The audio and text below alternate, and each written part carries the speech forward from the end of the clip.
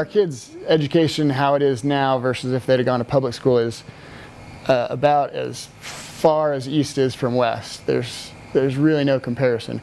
You know, from where we started, when we started homeschooling, we started out by, it's all we knew, right? Was the classroom with the desk and the workbooks and the you know, the teacher in front of the class, and you have to get these things done, and homework, and all these sorts of things. So we kind of tried to replicate the classroom, the school in our house.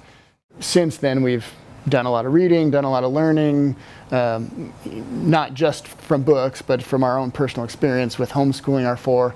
John Taylor Gatto has been pretty influential in his thinking, and so we do what would broadly be considered unschooling, would be more what we do now. So we don't follow set curriculums or schedules. It's more interest-led learning, and my wife and I kind of have a tug-of-war going with that, where she wants more or trends towards more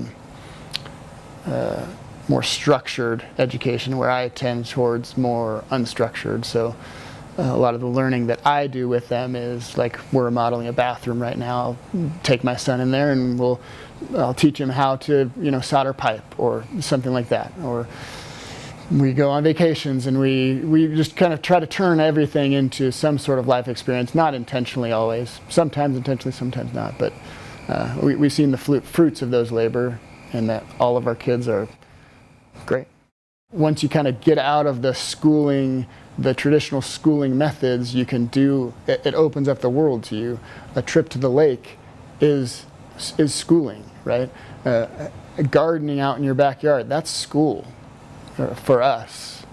Going up and snowboarding at the resort, that's school. My experience in a classroom was mostly of boredom, and I graduated with all A's and honors classes and the whole 9 yards. But it had no interest. I was interested in other things, and so I learned other things better. My kids don't have to learn from the washouts, from the mediocre teachers. We have the Khan Academy. We have TED Talks. We have the best of the best teachers on the face of the planet. And we have their lectures and their wealth of knowledge and their teaching ability for all to see on YouTube, on Odyssey, on Rumble, on all of these video platforms that are available to everyone around the world 24 hours a day, 7 days a week.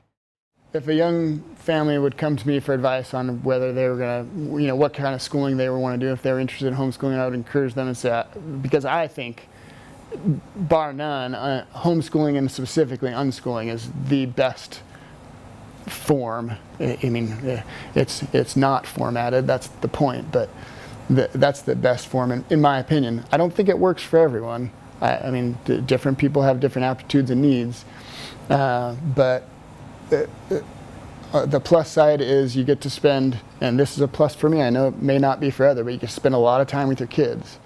Success is being happy and productive, and in whatever way that means to that individual. And public school can't do that, right? Public school has to take 30 kids and systematically pump them out to pass each exit exam for 10th grade, 11th grade, has to make sure that they know these 5 different things so they can pass the test, they can go on the next grade, get the diploma. That's success, right?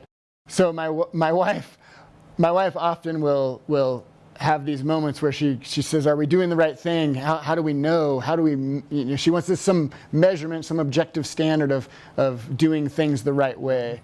Figuratively line our kids up and say, look at your kids. There's your standard, right? Look at her. How is she doing? Is she intelligent? Is she well-adjusted? Is she ambitious? Is she goal-oriented? And are her goals good? How is she doing? There's our standard. I don't need standardized tests. I don't need them to take SATs. I don't need them to go to college.